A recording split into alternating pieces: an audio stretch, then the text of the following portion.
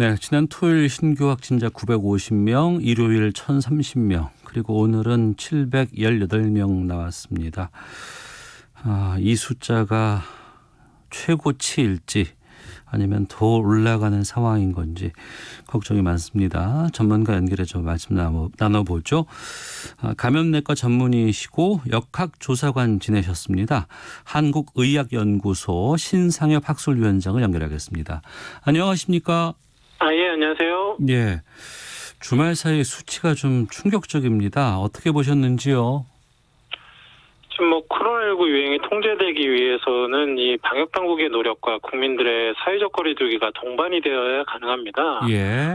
그런데 지금의 3차 대유행은 이 방역 당국에서 좀 선제적으로 유행을 억제할 만한 방법이 좀 마땅치가 않은 상황이기 때문에 네.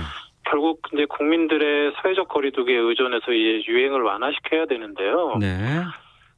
이제 지금 보면 이제 11월 중순부터 이제 그 사회적 거리두기를 단계를 계속 건 있지만 거기에 반응하는 사람들의 움직임이라든가 이런 것들이 줄지 않았다 이렇게 보시네요. 방역 당국에서 지금 3차 대유행에서는 사실 과거 1, 2차 대유행은 그 유행 집단이 분명했고 위험 집단이 있거나 장소가 특정됐기 때문에 그쪽만 막으면 가능했었죠. 예, 그냥 전수조사도 하고 미리 격리도 하고 뭔가 이제 조사를 할 수 있는데 예. 지금은 증상 없는 무증상 젊은 층을 중심으로 소리 없는 전파가 이루어지기 때문에 예. 방역 당국이 사전에 찾아낼 수가 없기 때문에 확진자를 찾아낸 이후에 대책을 세울 수밖에 없는 상황이라 이 유행을 억제할 수 있는 방법이 사실 방역 당국에서는 별로 없습니다. 예. 그래서 이 1, 2차 유행과 3차 유행은 완전히 결이 다른 유행이기 때문에 굉장히 방역 당국에서 지금 고전을 하고 있는 거죠. 500명 넘는다고 했을 때 깜짝 놀랐거든요. 그때도 1000명 갈 수 있겠다라고 얘기했었는데 정말 그럴까 싶었는데 1000명이 현실화가 돼버렸습니다. 지금이 이게 최고점이 아닐 것 같다는 게 더 걱정인데 그럴까요? 근데 결국 이 향후에 이제 코로나19 유행이 얼마나 더 커질 것이냐 이런 규모는 네. 이제 한 명이 몇 명을 감염시킬 수 있냐는 재생산 지수와 세대기를 통해서 이제 추정을 할 수가 있는데요. 네. 이 재생산 지수가 이제 11월 중순에 1.53, 한 명 반 이상을 감염시키는 그 정도까지 올라갔다가 네. 사회적 거리두기를 강화하면서 지난주에는 1.23까지 감소한 상태입니다. 예. 근데 코로나19는 한 명이 다른 사람한테 감염시키는데 한 3일이면 충분하거든요. 근데 이것도 굉장히 높은 거예요. 그러니까 1000명이 3일만 지나면 1230명이 될 수 있는 유행이 지난주까지는 계속됐다는 얘기거든요. 예. 이번 주에 이제 재생산 지수와 이제 좀 이동량 감소를 좀 봐야 되겠지만 또 12월 8일부터 또 강화한 부분들이 있어서 네네. 그런 이후에도 재생산 지수 감소가 없고 이동량 감소가 없다 그러면 사실은 추후에도 확진자 수가 더 증가하게 될 수밖에는 없는 상황이라고 볼 수 있습니다. 2단계로 올렸다가 2단계 플러스 알파를 했다가 2.5단계까지 지금 와 있는 상황 아니겠습니까? 예. 그러니까 거리두기를 그때마다 항상 강화해야 된다, 더 선제적으로 해야 된다라고는 얘기는 하지만 단계를 올렸어도 효과가 잘 나타나지 않고 있는 건 왜 그럴까요? 지금 효과가 없진 않지만 이제 유행을 감소시킬 정도가 되질 못하고 있는 것 같고요. 예. 사실 이제 좀 확인을 해봐야 되는 게 지금 5단계로 나눠져 있는 이 사회적 거리두기 단계가 네.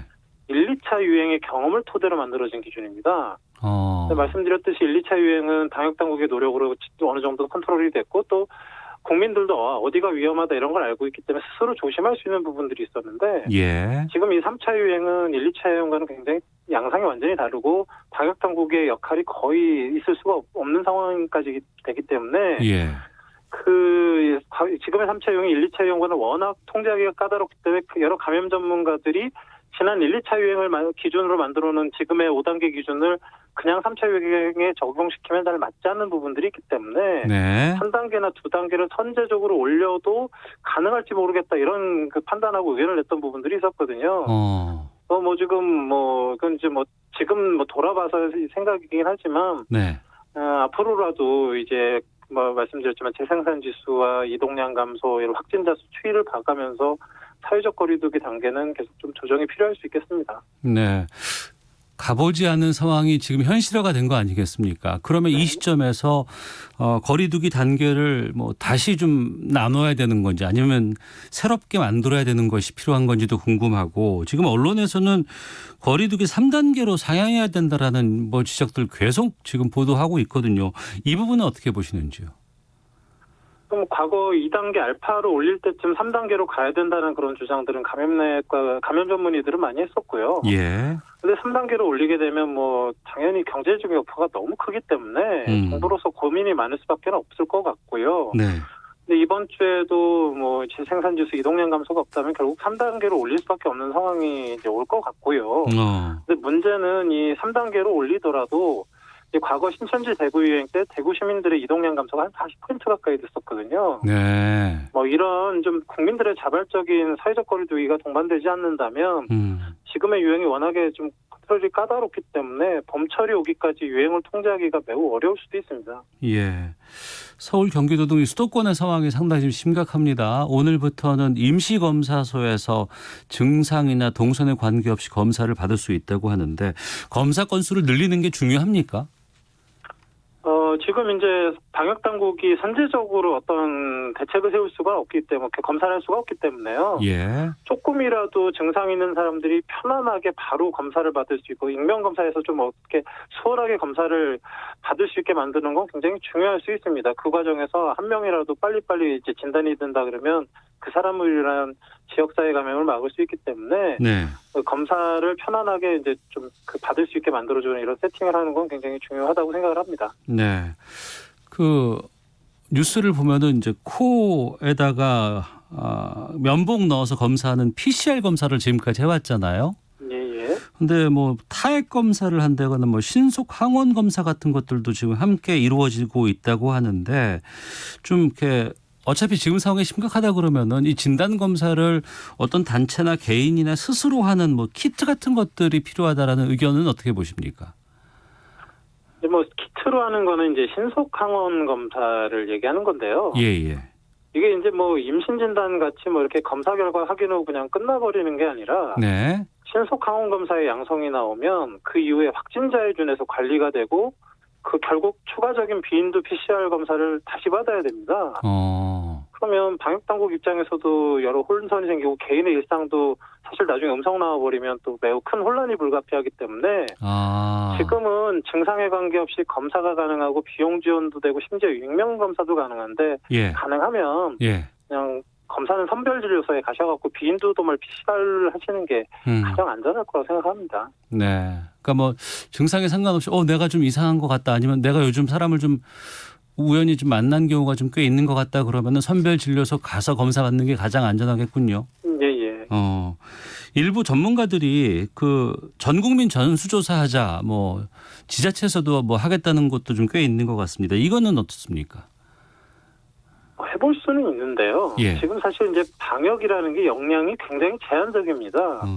지금의 상황에서 워낙에 이제 유행이 광범위하게 벌어지고 있기 때문에 선택과 집중을 할 수밖에 없는데 제가 직접 역학조사를 해봤던 입장에서 현 상태에서 전국민 전수조사를 한다 그러면 뭐 확진자 일부를 좀 빨리 찾아낼 수 있을지는 모르지만 좀 너무 비효율적이고 방역 역량을 좀 분산시켜서 오히려 코로나19 유행 통제에 악영향을 줄 가능성도 있기 때문에 굉장히 신중하게 판단을 해야 되는 그런 정책이라고 생각합니다. 네, 그 역학조사관 지내셨다고 하셔서 좀 여쭤볼게요. 기존에는 한 명의 확진자라도 찾겠다라는 것으로 방역당국에서 임했었고 역학조사가 이루어졌습니다. 그런데 앞서서 말씀해 주셨던 것처럼 지금 주위에 어떤 감염자나 확진자가 있다고 해도 이상한 상황이 안 돼 버렸어요. 이럴 때 역학조사는 어떻게 해야 될까요? 역학조사는 크게 이제 감염 경로 조사와 이제 접촉자 조사로 나누어집니다. 네.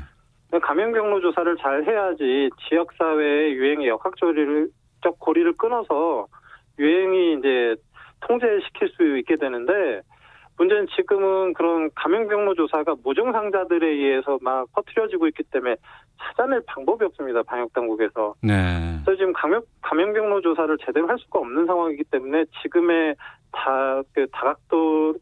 다양하게 벌어지는 유행을 막을 수는 없고요. 결국은 지금 이제 집중해야 되는 거는 접촉자 조사입니다. 네. 환자 한 명이 발생했을 때 그 사람에 의해서 노출된 위험한 사람들을 빨리 격리를 해서 최대한 빨리 진단을 하고 그래서 그 사람들이 빨리 진단받아서 치료를 빨리 받아서 중증 환자가 되지 않고 또 지역 사회에 또 퍼뜨리지 않고 이런 일단 보이는 확진자에 이제 집중할 수밖에 없는 상황이고요. 네. 유행의 고리를 감염 경로 조사로 끊을 수 없기 때문에 국민들의 사회적 거리두기에 의존해서 끊을 수밖에 없습니다. 더 이상의 전파 좀 막기 위해서 우리가 해야 할 가장 중요한 일 뭐가 있을까요? 지금 뭐 말씀드렸지만 사회적 거리두기를 3단계로 올린다고 해도 과거 신천지 대구 유형에서 대구 시민들이 보여주셨던 그런 40% 이동량 감소 같은 그런 국민들의 자발적 거리두기가 동반되지 않으면 충분한 효과를 거두기 어렵거든요. 네.